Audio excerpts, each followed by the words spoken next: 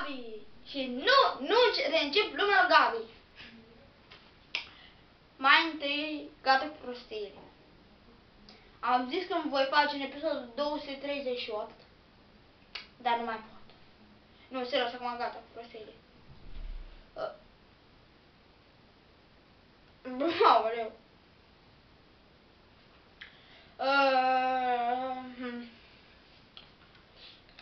Vreau să discut ceva foarte important. Mai întâi și mai întâi, lumea lui Gabi.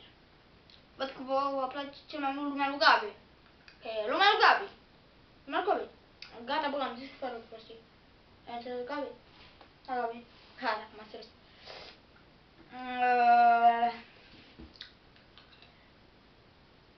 Mai întâi s-au aflat de lumea lui Gabi mai mult decât speram. Mai întâi au aflat prietenii din cintă, așa. Mă ținea ceva, nu știam. Și după aia colegii din clasă, câțiva, nu știu dacă toți. Eu nu speram că se va afla, dar totuși nu prea speram. Na, asta e. Ce e aici? Mă rog. Vreau mai întâi să vorbesc cu colegii din clasă. De ce am făcut lumea lui Gabi? Și voi acum, na, că am făcut lumea lui Gabi, ziceți, că va face lumea lui Gabi, tu ai făcut filme de pe YouTube? Unii n-au fost genul ăsta, nu reacționa normal, na. Dar puteau să mă întrebe dacă vreau eu să mai răspundesc asta. Eu sincer nu prea vroiam. Nu m-a întrebat, ce nu vroiam, atâta, na. Eu nu vreau să fac totuși gen din ăsta cum fac acum. Vreau să fac gamer, să mă fac gaming.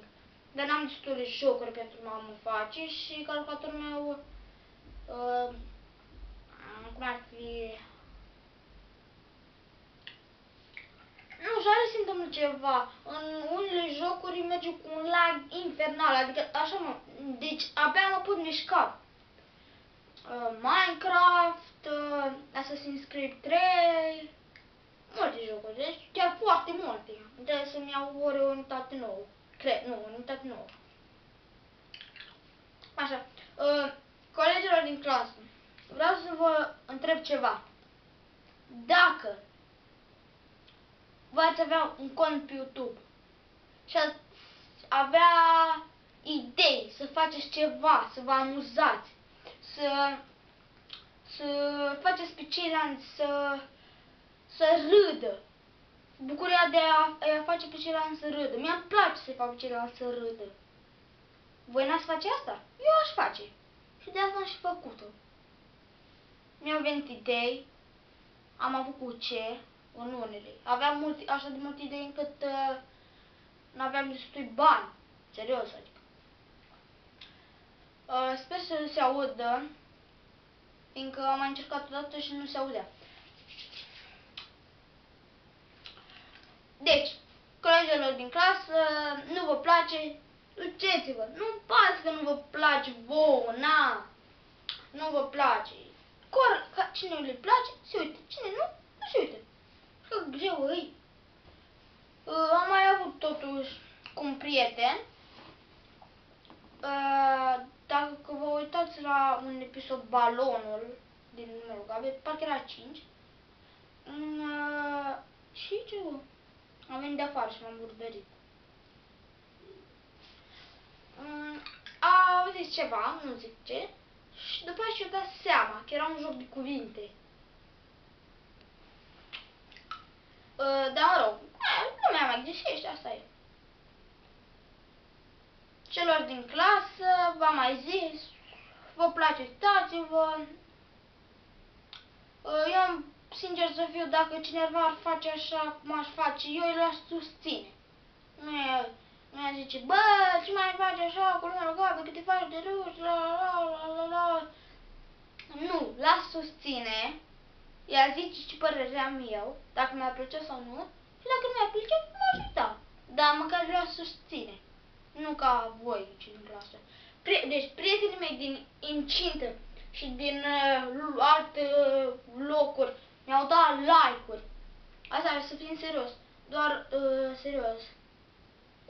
Doar 2 persoane din incintă, cred, sau mai multe, au cont pe YouTube, plus mine. Și doar una mi-a dat like. Și restul oamenilor ce mi-a dat? Crezi că din incintă? Cred că din incintă, poate și din non-ești, dar mă rog, eu zic că și ceilalți, deci ceilalți care nu mă cunosc, nu m-au întâlnit niciodată, m-au ajutat, mi-au dat like-uri, unii mi-au dat subscribe și voi îmi dați, nu mă refer, măcar să mă susțineți. Dar nu, în episodul ăsta nu vreau doar să discut despre asta, vreau să mai discut cum am făcut lumea lui Gabi, cum s-a născut. De asta trebuie să mergem undeva. Mă scuzați fiindcă este negru, dar așa trebuie.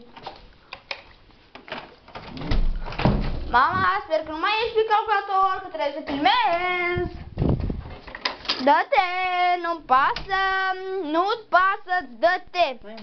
Mă scuzați, avem o reținere. Dă-te, acum că nu mai pun pauză. Stați puțin. Așa.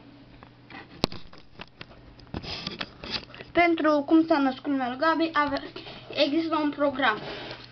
Random. Cred că toată lumea știe ce e random. Și dacă nu știți, uitați, avem aici. Să încerc să filmez numai de acolo. Un număr, de la 1 la 100. Ei bine, mi-am făcut aici o schemă prostească. Nu știu, uitați, vezi cum am făcut? Na. Așa, eu am ales să fac trucuri magice, melodii, lumea lui Gabi, genul ăsta, gamer, mă rog.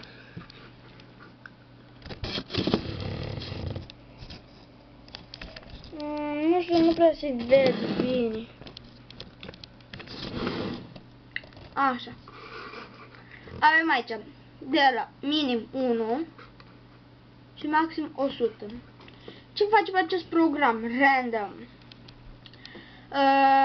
Acest program, uitați, mai bine vă arăt. Din aceste, câte numere sunt în total, plus ele, îmi alege un număr. Mi-a ieșit 43. Cum am ales eu din 1, care era, nu mai știu exact care era, să zicem 7, că nu mai știu câte lucruri aveam. Am dat generator. Și acum aici mi-a ieșit 5.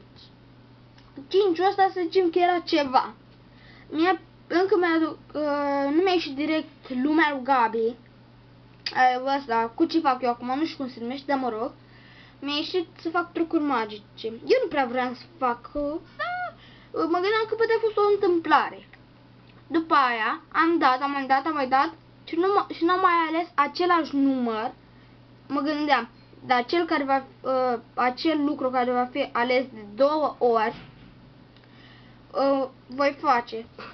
Au fost toate aceste numere. Și la al 3-lea sau al 4-lea era așa. Și când am dat ultima oară, lumea lui Gabi era. Și am făcut-o. În primul rând, știu că nu era o simplă întâmplare.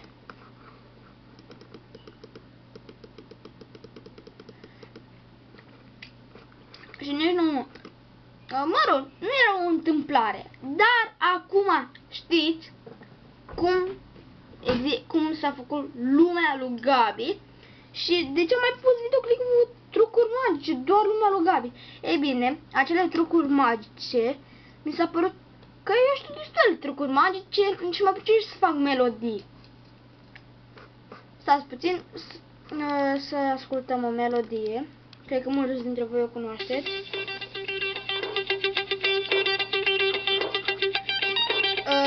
acea melodie,